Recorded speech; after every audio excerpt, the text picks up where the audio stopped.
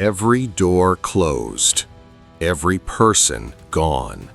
You've been standing in the dark so long you forgot you ever had a fire. The weight of what you've lost is real, and you are still here carrying it.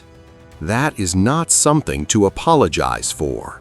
That is not weakness displayed. That is the hardest thing there is. Not the falling, staying. Staying in the weight of it. Staying in the quiet of a life that used to be full of noise. Staying in the space between who you were and who you are now, with no map, no guarantee, nothing solid to hold except the fact that you are still breathing. Most people do not talk about that part, the part where you stay, where you keep the routine even when the routine is just scaffolding, where someone asks how you're doing and you say fine, and fine means still vertical, still functional, not quit. That is the entire territory of fine, and you have been living in it longer than you should have to. Not because you are stuck, because staying when everything inside you wants to collapse is an act of endurance that nobody names correctly.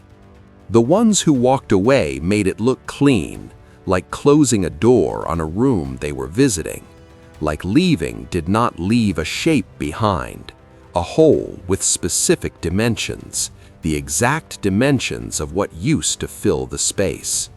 And you know this shape.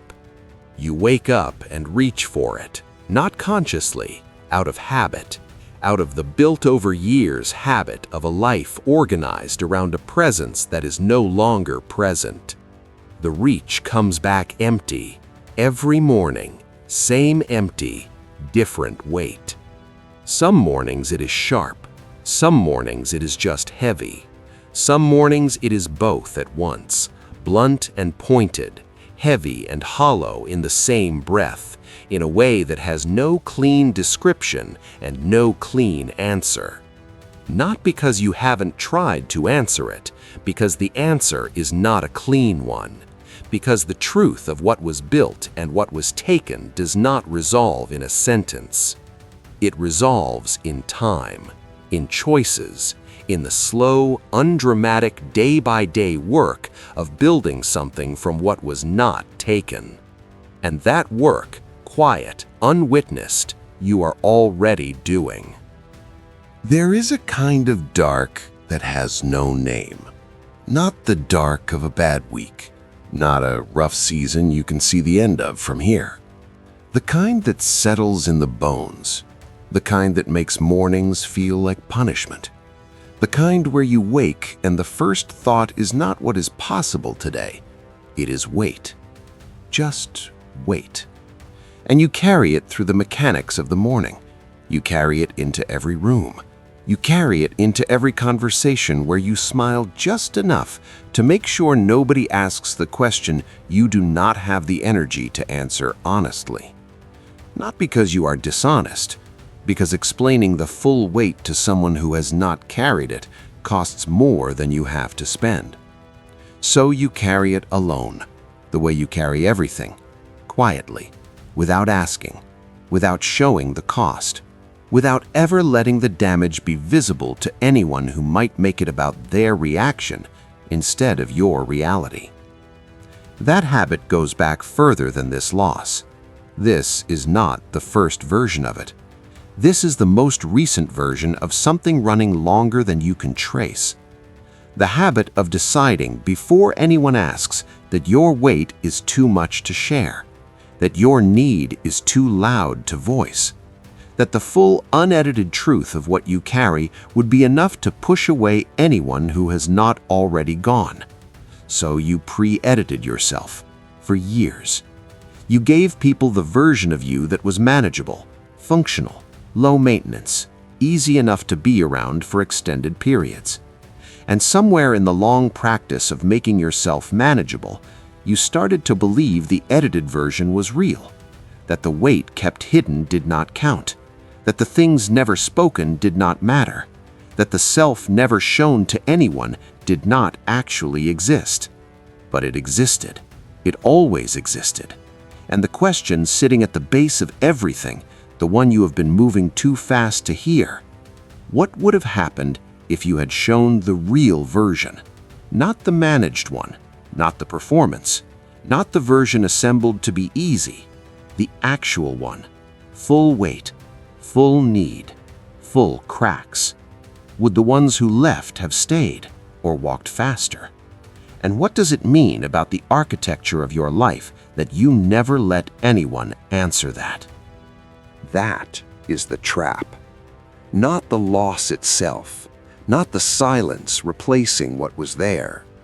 The trap is the belief that the full, unedited truth of who you are is something that drives people out. That belief was assembled from evidence, real evidence, collected over real years of watching what happened when you showed too much, when you needed too much, when the performance slipped and the version underneath came through. Some of that evidence is accurate. Some people genuinely could not hold it. That is true. But at some point, the individual evidence became a general law. The law that said, this is what you are, and what you are, in full, unmanaged, is too much, is not enough, is both at once. And that law has been running beneath every decision you have made about yourself since it was written, quietly, not consciously, just running, behind every reason you gave for staying where you were, behind every pullback from something real, behind every version of yourself you chose not to show. What does that cost? Not emotionally, practically. Every time you stopped before reaching, every time you pulled back from something real, every time you saw a genuine opportunity, not the safe kind, the real kind, and assembled reasons to stay where you were. How many of those reasons were the law in disguise? How many times did you call it timing or readiness or conditions not yet right, when the actual driver was the belief that the full version of you cannot survive the exposure? That if you gave everything, put it all on the line, and it was still not enough, there would be nothing left to explain the loss with. No comfortable story, no protective distance, just the bare fact. Gave everything, still not enough. That possibility is terrifying enough that you chose a smaller life to avoid ever having to face it. But the smaller life has its own cost, and you stopped counting it. How much of what you're actually capable of has gone unexpressed because expressing it meant risking the exposure? How many real things passed while you stayed just inside the safe edge? How many years has the law been charging you for the privilege of staying comfortable? The law charges every single day. The price of safety is the life you could be building. And somewhere beneath the protection, in a place you do not let yourself examine directly, you already know this. Here is what you keep walking past. You have already faced it. The exact thing you were most afraid of, the full exposure, the complete investment, the fall with nothing to catch you, already happened. Not on your schedule, not the way you planned, but it happened. You gave, it ended, and you are still here. Not untouched, changed, not broken, reconfigured. The difference between broken and reconfigured: broken means the structure failed and cannot hold. Reconfigured means the structure was taken past its original design, stress-tested beyond every stated limit, and rebuilt from what actually survived. What survived in you is not the soft parts, not the comfortable parts, not the performance assembled for approval. What survived is the core, the part that could not be reached, the part that held when everything else fell, the part that kept function going in the absolute darkest quarter of the dark. That part was not given to you. It was built, here, by this, from the exact weight you are carrying. Pain is not the price of strength. Pain is the entrance fee, and you paid it, not once, repeatedly, every morning since the collapse. Every day you chose to remain functional when disappearing felt easier. Every night you got through on nothing but the refusal to let this be the last word. The ones who were never fully stripped, who never stood in the rubble of everything planned, with nothing remaining but the next decision, those ones have theories about what this takes. You do not have theories. You have evidence.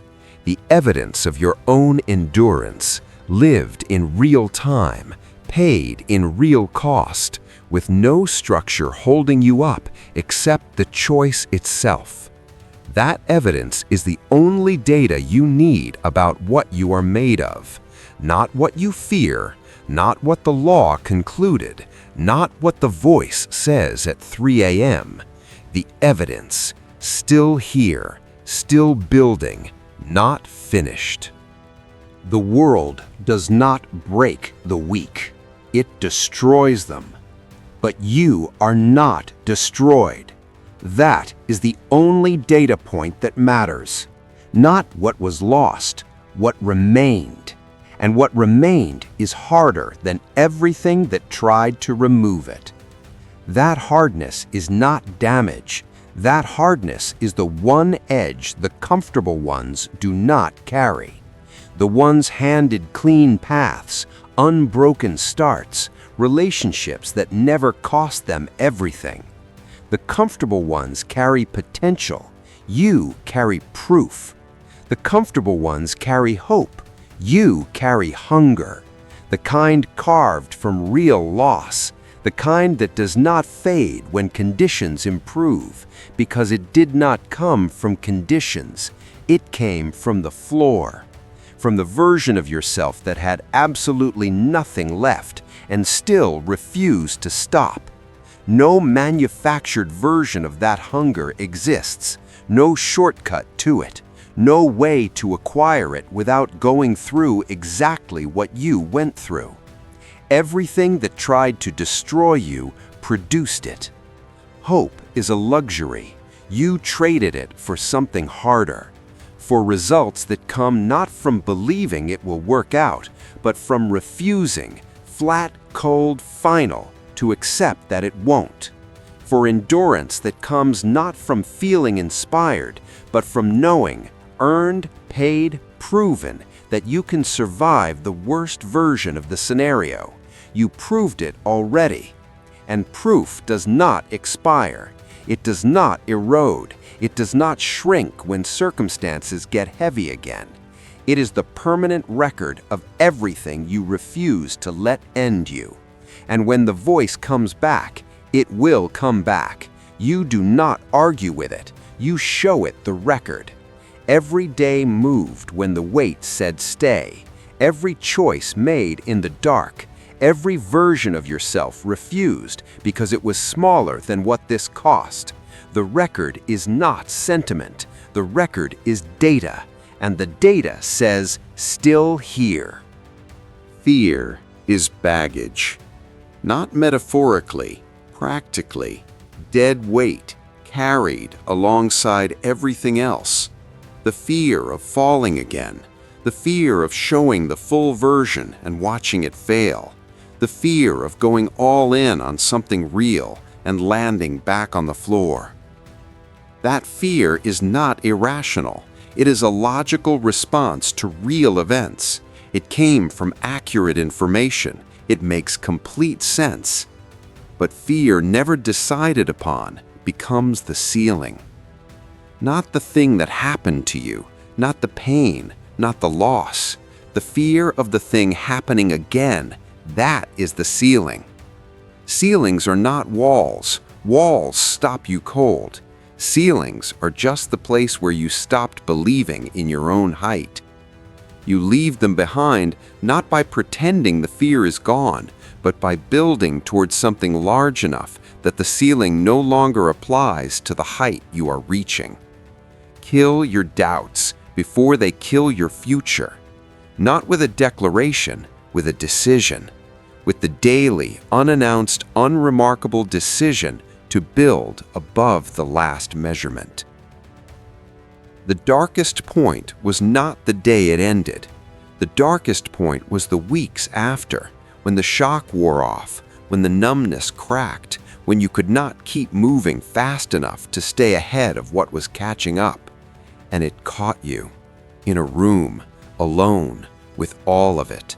Every conversation replayed, every outcome that could have been different, every version of yourself you wish you had been, every moment you were too afraid to say the real thing that might have changed it. And you sat in it, not from strength, because there was nowhere left to run. That which felt like collapse, which felt like the final confirmation of everything you feared was permanently true, was the moment the rebuilding actually started. The break that completes heals. The break that never completes festers. The break held at the edge, close enough to feel it, never finished, stays open forever. You let it complete. Not perfectly, not cleanly, but you stayed in it long enough for the bottom to become visible. And once the bottom is visible, once you know exactly where the floor is, you know the floor is survivable. And knowing the floor is survivable changes every decision above it. What do you choose to hold from here? Not the comfortable version, not the version that asks nothing of you, the version that costs something, the version that says the fall was real and something is being built from it. The leaving was real, and what remains carries more weight than what left. The dark was real, and it did not take you. Defeat does not teach empathy. Defeat teaches hunger, real hunger, the kind that cannot be manufactured, the kind that comes not from wanting more, but from knowing exactly what it costs to have nothing. That hunger is not damage. That hunger is your sharpest working edge. And you have been sitting on top of it like it is something to be ashamed of, like wanting more after everything fell apart is weakness. It is not weakness. It is the most honest thing left in you. And honest, earned hunger outlasts everything comfortable. The belief shapes the result every single time, without exception, without sentiment. What you believe about yourself determines what you reach for. What you reach for determines what you build. What you build determines the life you are living. And at the base of all of it, the operating belief is still the old one, the law written from old evidence, the conclusion the law sold to you about what you fundamentally are. That belief is the only thing that still has the power to finish you. Not the loss, not the silence, not the dark, the belief. And beliefs are not permanent, not facts, not fixed in place. Conclusions drawn from selected evidence, and you get to decide which evidence to select. The evidence that says broken, or the evidence that says still here. Those are not equal conclusions. One is a story, one is a fact. The fact is undeniable. You are still here. You are still building. The floor did not keep you. You are not starting over. That framing is a lie you have been using to make the distance feel manageable. Starting over implies zero. What you have is not zero. What you have is everything you have been through, every scar, every cost, every night that should have taken you and did not, every lesson from the relationship that ended, every clarity that arrived when the door closed, every strength formed in the silence where noise used to live. That is not nothing. That is earned. That is the foundation. The ones who never fell, who were never tested past the comfortable edge, have the version built on comfort, untested past its original design. You have the version that survived the test, that was taken to the absolute limit and held. When things get hard again, and they will, the comfortable ones will look for the exit. You will already know the floor. You will already know you survived it, and you will keep building because you lived that proof, not as theory, as the actual paid-in-full record of a person who went through the floor and chose what to construct from the other side. Night does not end by waiting. Day breaks it. Not gently, not gradually, not by permission. Hard, certain.